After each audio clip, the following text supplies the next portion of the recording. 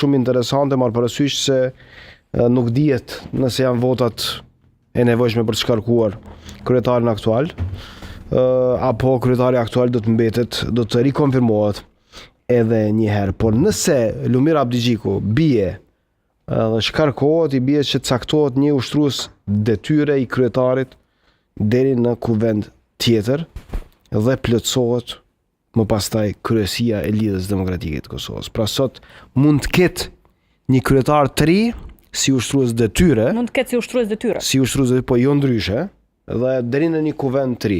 Ose mund konfirmohet Lumir Abdigjiku si kryetar i ri e i vjetër i Lidhjes Demokratike të Kosovës, në një mbrëmje që natyrisht pritet të ketë një vëmendje të jashtëzakonshme Lidhja Demokratike e Kosovës. Pra, si asnjëherë më parë, pritshmëria është që të jetë një lloj derbi loje nëse ta caktojnë në rrafshin sportiv.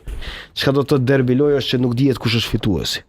Pra do të jetë shumë interesante. Do të jenë fitues ata që po kërkojnë Abdigjikun të shkarkohet, ose do të ngadhni Abdigjiku edhe një herë brenda një viti, pra që i bie brenda dy kuvendeve të ndryshme, kështu që do të jetë shumë interesante.